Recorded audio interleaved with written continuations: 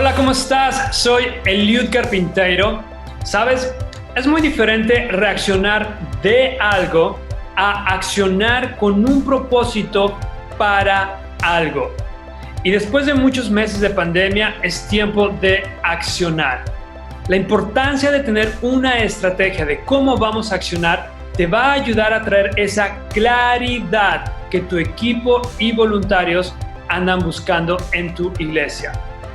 Hoy me acompaña Elizabeth Lincoln. Elizabeth, ella es la directora de los 8 directores de programación de servicio de los campus de North Point en Atlanta, Georgia. Así que si hoy tú quieres escuchar sobre estrategia, excelencia y de cómo accionar con un propósito, quédate hasta el final porque sé que el contenido que tú vas a escuchar va a ser de mucha ayuda para ti y tu equipo.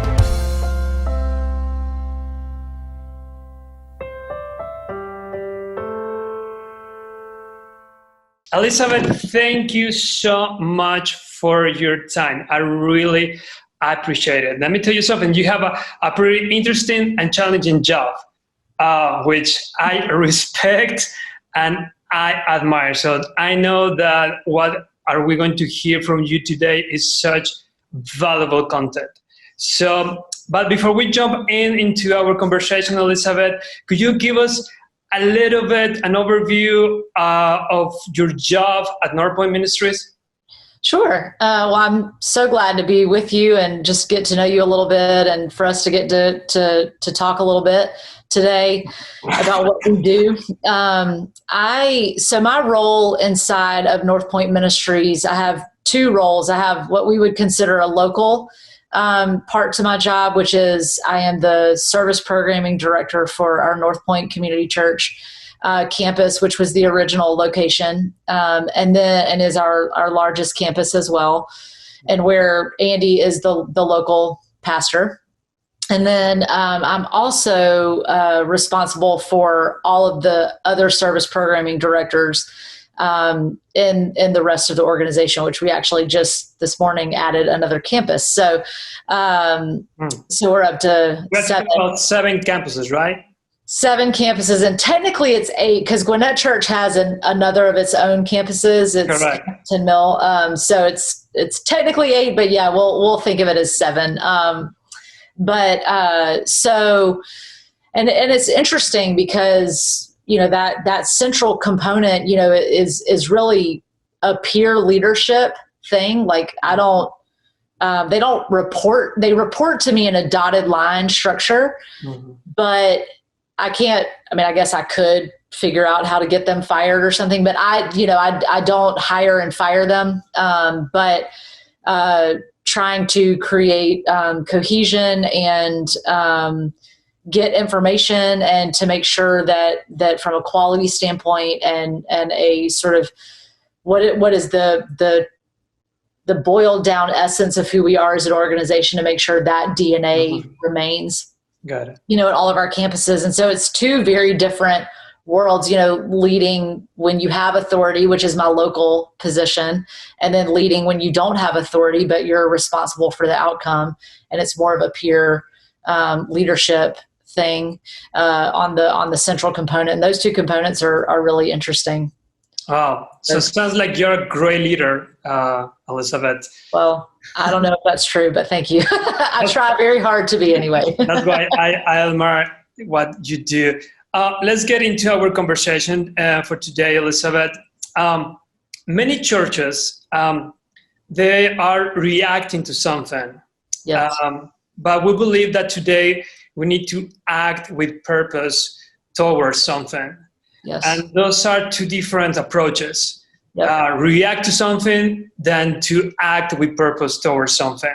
Yes. So what do you think could be the new strategy for our online services in our churches?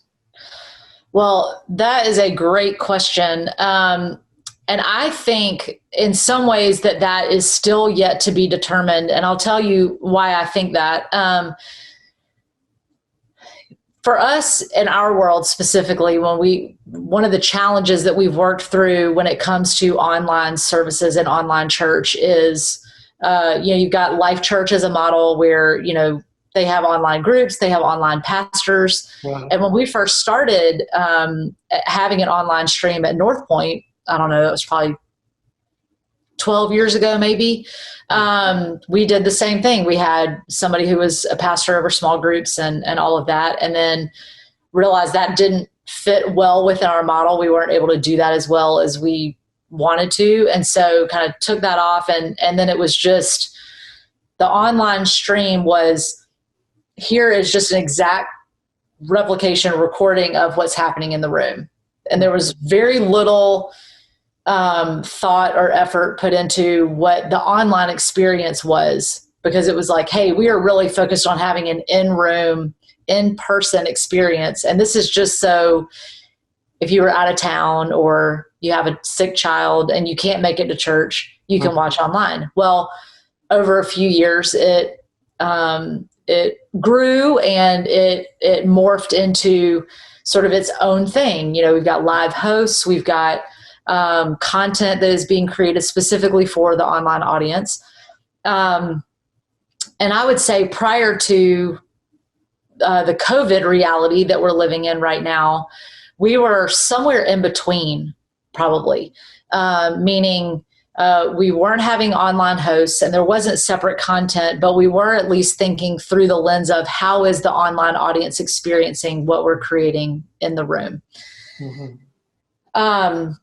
Since COVID has happened, I think there are a couple of things. You've got some people who feel like, wow, we could really sort of push the envelope and figure out what does it look like to be a truly online only experience. But I don't think that's the heartbeat of who we are. And there, you know, I could say this is just me personally, but, you know, do not forsake the assembling together. There's something about us being together. And I believe, you know, I know that there is such a collective aspect to our faith, you know, and so there is something that happens when we are gathered together in person. And I think that's just the way God designed it.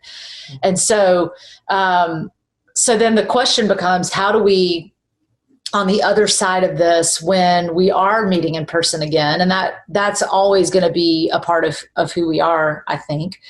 I think as long as Andy's our lead pastor, that's always going to be a part of who we are. You know, I mean, you never know what's going to happen in the future. But so how do we take what we're learning right now from the online experience, and how do we make sure that what we're creating when we are back meeting live and in person, that we take what we've learned and the online experience is more purposeful, as you said, in your setup, more intentional. Mm-hmm. I think some of the things that when you ask what will our strategy be, I think there's a couple of things. Number one of the things that we've learned in this season is people's patience level, I guess, for length of service and all that is much shorter when you're watching online. And so, you know, we've even been experimenting with, I mean, we've been having much shorter services. You know, there's also, when you're live in the room, you know, when we do an opening song, an opener that's, you know, a secular song that just kind of breaks down walls, and, you know, y'all know all about that. But when we do that in person, it has a much different effect than when you do it online. Online, I think a lot of the feeling is, can we just get on with it? You know, we're not looking for the fluff and the entertainment. I just want give me the content. You know, that's really what I came for. Mm-hmm. So one of the things I would say that is interesting, so I would say this COVID situation that we're in, for me personally, has sort of been in two parts so far. There was the original chaos that happened for us anyway, in America in the South, because, you know, it's been slightly different timelines, right? Even all over the country, but for sure all over the world. For us, it hit mid-March, you know, where we said, we're going to take 3 weeks. Mm-hmm. And then over the course of those 3 weeks, it went from, we are, you know, here are the restrictions, but you can still have large groups meeting, but, you know, here are the things that you have to think about, down to no large group meetings at all. Mm. And it felt like it was changing every single day. So there was this chaos, very reactive, as you said. Then we got into a little bit of a rhythm where it felt like we were getting a little bit more purposeful, and I'll come back to that.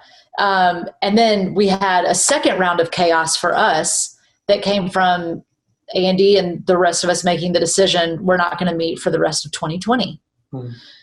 So now we've got a second round of chaos where we want to make sure our people who we are, tasked with shepherding, that they know that we are there for them, that they feel our presence, that they know we are working and that we are diligently trying to do everything we possibly can to care for them, support them in this season. So that started, about, 5 weeks ago, I guess, is when we made that decision around in there. And so we had this whole other round of chaos that we're still sort of working through. Wow. But one of the things that I learned from the first round of chaos and the sort of intervening days where we started to get some clarity and some rhythms was, for me, I felt like one of the strategies for us, at least in this season. Now, if you're asking me to look past COVID and tell that future, I don't know. But in this season, I have sort of said, I think we need to differentiate between experience and content. And when I say experience, I'm not referring to the three buckets that we'll probably talk about later with attract, engage, and experience. But I just mean, when we are doing an experience, like having an experience, for example, we had a night of worship last Saturday and Sunday. That is amazing. I saw it. Oh, thank you. Did you enjoyed it? Good. It turned out better than we thought it was going to. So that was pretty fun. And it was fun to be live again, but I really felt like, okay, this is primarily an experience. So let's make it available when we're doing it live and don't continue to show it on demand. Mm-hmm. But if we're creating something, even if there is a live experience or even if there's an experience, for example, a Sunday morning is sort of a hybrid between, it is part experience, but it is primarily content, right? I mean, that's 2/3 of the time. Right. And the service is content. So to me, it falls primarily into the content bucket, which means let's air it on Sunday. That's the experience piece. But because it's primarily content, let's allow that to continue to live online on an on-demand thing. So it sounds small, but at the same time, it's allowing us to differentiate between what are we creating and do we need to create sort of some scarcity and feeling like, hey, this is about us all tuning in and experiencing this thing together, even if we aren't physically together. Or this is just really great content that we want you to consume when you're most able to be fully engaged in the content, which could be 11 o'clock at night when the kids are fully in bed and you've done whatever your extra work is, that sort of thing. So that's something we're trying. I mean, it's brand new, but for me, I feel like it's a way to add a bit of strategy inside a season of reaction and chaos, because right now they're at best, they're living like this, Mm-hmm. They're hopefully parallel and they're hopefully close together and in tune, but you also can't really separate them entirely either, because so many things are changing, which require reaction. And the other piece I would say is, I think, being really clear about what your bedrock values are. So, for us, it's like Andy, one of his highest values is clarity of communication. Mm-hmm. And so for us, it's like, okay, that's a bedrock for us, and so that allows us to make decisions in the midst of chaos with more intentionality than we would be able to have if we didn't know what those bedrock values are for us as a church and as an organization. So, and then there's also ones on top of, Andy's and our organization in general. There's the local lead pastor, each one has right. his own value system as well. And so when I look long-term, and if I'm just to say what I think is going to happen with online church, and I'm sorry, this is a long-winded answer, but, I feel like what we will do is, or maybe what I should say is what I would like to do, which might not be the same thing. But what I would like to do is create, like, to almost create an online experience that is those two things. So it's two different options. So on a Sunday morning, if you want to tune in, if you want to get the full experience, you kind of have to come in person. Mm-hmm. And then what we show online, we either show the two live options. If you want to, you can watch the full service live potentially. And then after that, it's just the message. Mm-hmm. So that so you got this content versus experience, and it's two different things instead of us trying to make it the one thing. Mm-hmm. But that will have to be way down the road when people are back in their rhythms and, you know, people for the most part feel comfortable being back in our buildings and, you know, they're not, either we have the vaccine or, you know, whatever it is that allows people to feel confident in that way. So, that's like long-term, but that's what I would love to see. Elizabeth, you mentioned it early. Not that long ago, we heard about North Point strategy. I'm talking about attraction, engagement, experience, retention.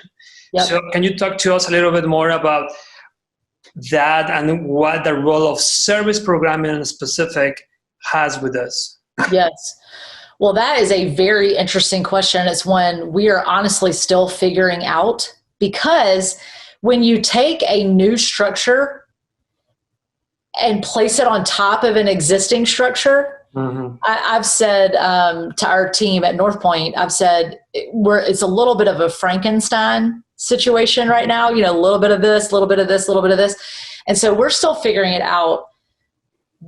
The simplest way I have figured out how to explain what those three things are. So attraction is all outward facing, and it's about making sure that the people who are outside of our walls who have never interacted with us know about who we are and have sort of a positive perception of us.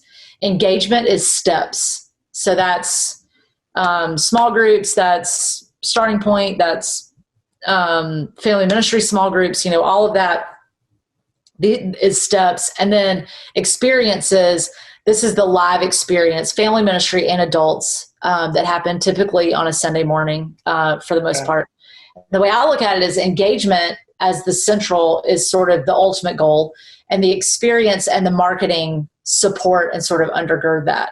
What's interesting about service programming is we don't fit solely in one bucket. So we really affect all three and are affected by all three, which is where, so we kind of have these three buckets and then SPD over here, you know? Okay. So we haven't figured that out yet, but what's kind of neat is it's forcing, especially us at North Point, we have somebody in charge of, there's three of us that are basically in charge of these buckets.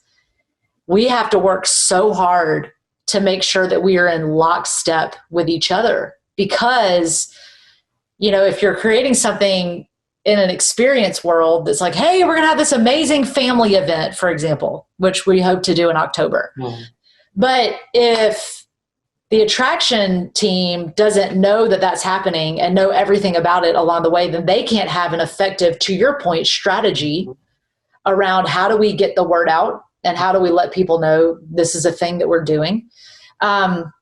Same thing, if the engagement team doesn't know about it, then they don't know how to effectively take people who might be new, mm-hmm.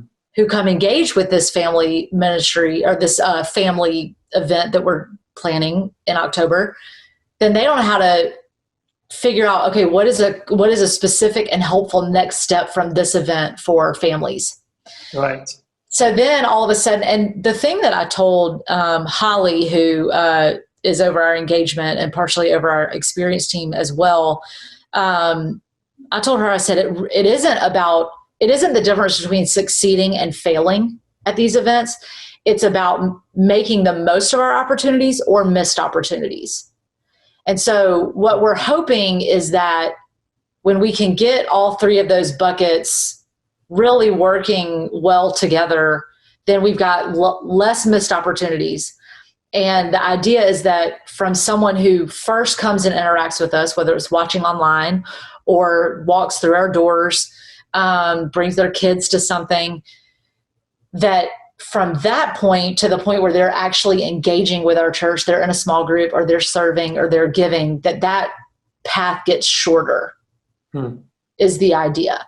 Instead of people coming and just kind of being lost in the system for a while and either bouncing out altogether or finally 2 years later figuring out how to engage with us fully. I don't know if that helps, but it looks like you guys have clarity. I was listening to Andy's podcast a couple of weeks ago, and he was talking about, as leaders, we need to bring clarity in the middle of uncertainty. Yes. He was saying we cannot bring certainty in the middle of uncertainty. That's right. But we can bring clarity in the middle of uncertainty. Exactly. So I think the importance to have a strategy will help us to bring that clarity to our teams, staff members, church, and to the whole organization. So that's why we encourage our churches to have that clarity in their strategy right now. Elizabeth, let's talk a little bit about producing online services. Yes. Something that I know that you love to do. Yep. And I love to do as well. Yes. I have seen North Point, Buckhead Church, WeNet, and all of you guys have a unique touch, which I like. But I also see that you guys pre-record your services. Yes. As producer, I will always prefer to pre-record a production when I know I won't have time to rehearse. Yes. So the question here, Elizabeth, is right now churches are looking for an interaction with their audience, with the people via social media.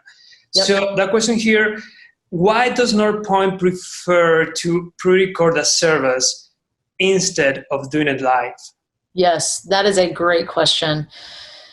I would say that our decision to pre-record instead of going live is based primarily on really three factors. Number one, it's keeping, like when we pre-record, it's a much smaller footprint of volunteers and staff. So it's a safety thing for us is a little bit of it. Number two that goes along with that is we're able to be a little bit further ahead and not as dependent on, so if 6 people went down with COVID and then we're no longer able to pull off the live service, that puts us in a much worse position, especially because we have so many partner churches that are counting on our content as well. And then the third thing is, honestly, it's really driven so much by Andy's personality and wiring. Mm-hmm. So, for example, if Jeff Henderson were at Gwinnett, were our primary, communicator, and he was over the entire organization, we would probably be live all the time right now. Mm-hmm. And I only say that because Jeff, the way he prepares, like, it doesn't matter if there's an audience or not. Tim is part of it. Number two, he loves sort of being like the interactive piece. So being live and having people respond and him, whether it's in chat or, whatever feature that might be. So he's really loved doing the Facebook Live events and, where he can interact with people. And that's been great. Clay Scroggins at Buckhead has a very different skill set too. Clay is very spontaneous. He is very off the cuff. So, which isn't to say he doesn't prepare, he does, but he's very good sort of on the fly. Whereas Andy, Andy is just a preparation guy. He wants to be prepared. He wants to think through things. And what pre-recording has allowed us to do is stop and start and make sure that our messaging is right and is clear. And that has been really helpful in the midst of all of the chaos and the changing, is to make sure that we have maintained our clarity in the midst of it.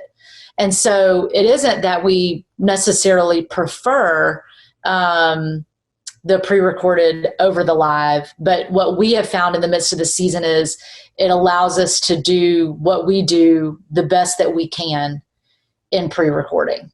Make total sense. Yep. And Elizabeth, let's talk about excellence. Yes. I love to talk about excellence. And the reason I love to talk about excellence is because excellence is one of my personal values.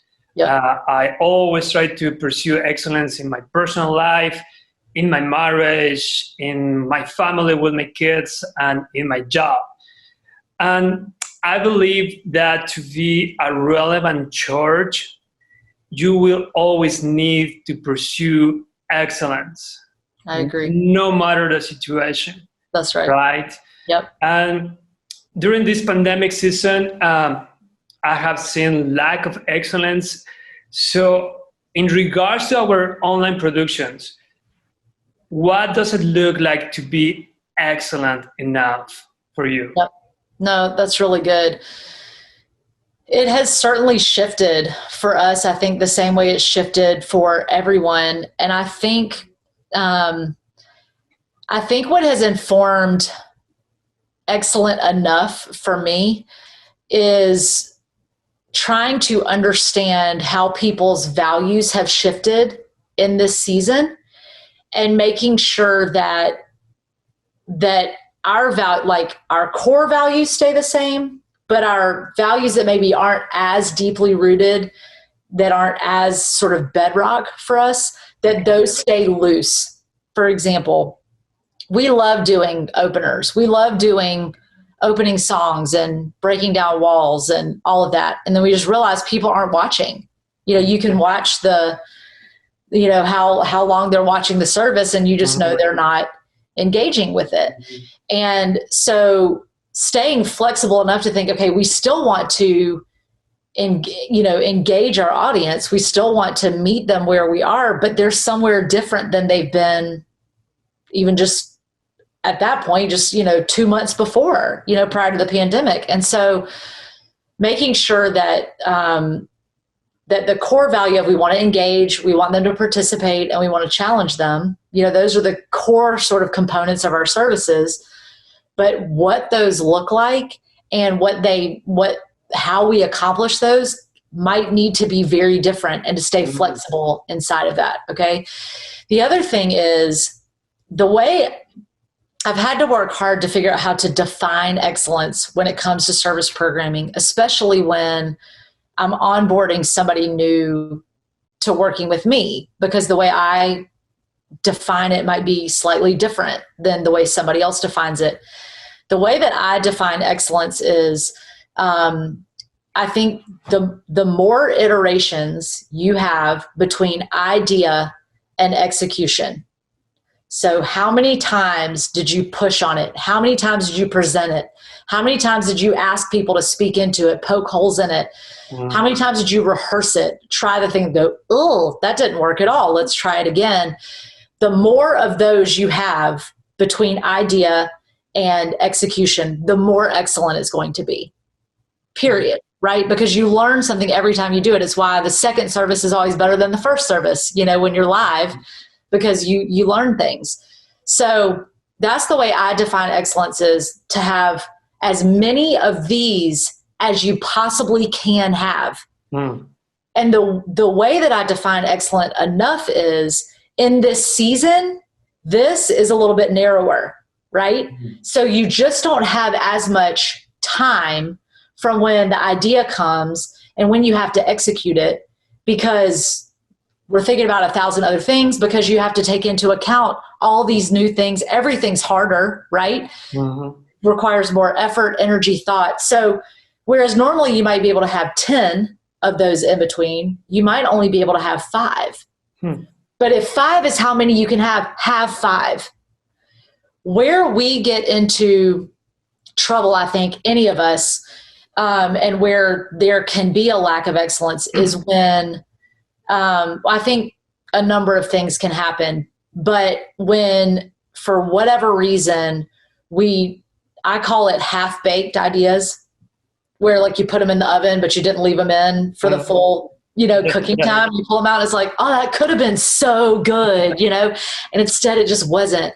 And I think we all have a responsibility to flex within the reality of our new constraints, and at the same time maintain a sense of responsibility to put as much thought and effort and energy into it as we can, and then accept the result for what it is, knowing that you did everything that you could between ideation and execution. When we fail in excellence, in my opinion, is because either we fell in love with the idea and we thought the idea was good enough that it didn't require the energy, or we picked an idea that was too lofty for our runway. Like sometimes you got to look at it and go, oh, that'd be so cool, but we can't actually pull that off well. But I think we also fail on the other side if we're used to 10 iterations or a runway this long, and we go, we're not going to do anything because the runway is shorter. No. We've got to figure out how to suspend our own feeling of excellence. If I am only satisfied with a 98 out of 100 on a normal day, well, this isn't a normal day. I've got to adjust my expectations. What we can't do on the other side is what I call depending on or counting on the grace of the audience. So anytime I hear somebody say, oh, we're going to do this song, I don't know if it's going to be any good or not, but our audience is really gracious. Bad. That's bad in my opinion, because you're going in counting on them being gracious. That's bad. You know what I mean? You hope it's there if you needed it, but you don't count on it. Correct. Right. And so I think in this season, what's been interesting is, early on, the expectations were lower, and as this has gone on, their expectations have actually gone up. And so we're finding where maybe there was children's content that people would have been happy with 6 weeks in, 6 months in, they're like, I need you to step it up. We're needing something new. And so recognizing what is your runway, do as much as you can in between ideation and execution, and recognize when you need to pull the plug on an idea, and then bust it as hard as you can and be okay with whatever that result is, even if it's not as excellent as it would be if you had twice the time, energy, and resources that you have right now. Wow, that was so good, Elizabeth. Good. Elizabeth, and we have been learning about rethink, retain, and retire. Yes. Right? Yes. So in your experience through this pandemic, what do you think our churches should rethink, retain, and retire in our service programming? Specifically, that is a great question. And when you ask that, are you asking me what I think from this pandemic, when we're back live, what we will have retained, rethought, and retired in this season? Correct. Yeah. Okay. After that. Yep. Got it. Again, this question is a little bit hard for me to answer, only because I feel like, we're still looking at, we're wrapping up August here. We've got September, October, November, December. So we've got 4 full months where we can really dig in to this thing. So I feel like I will have a much clearer, or at least I hope I will have a clearer answer 4 months from now. The things that I think, I'll give you some examples of some things that I think we will retain. We have been doing a lot of new songs during this pandemic, and it's been great, and in some ways it works because people aren't necessarily singing along with their TV or their computer like they would in an audience. But at the same time, I think it has sort of demystified the idea of doing new songs. Whereas for a long time, I was like, oh, let's only do new songs every, like 3 times a year, or something. I think and hope that that's something that we'll retain, is realizing, hey, we can actually throw new music at our audience more often, than we realized, which to me is less about keeping it fresh and more about a breadth of experience and a breadth of truth that we can sing. So that feels small, but at the same time in our world, I'm like, that's kind of huge, it opens up a lot of possibilities.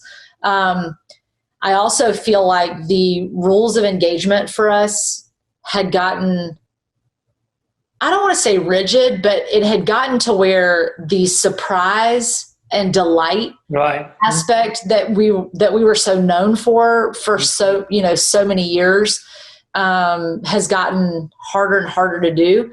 I think that what those elements are inside of Engage, why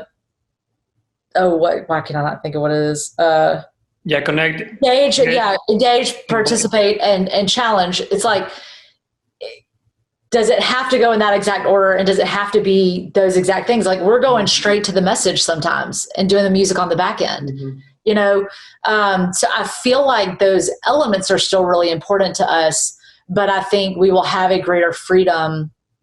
So in some ways, when I think about what will we retain, what I hope is that we will retain a flexibility inside of our core, values and what we're trying to accomplish inside of a service.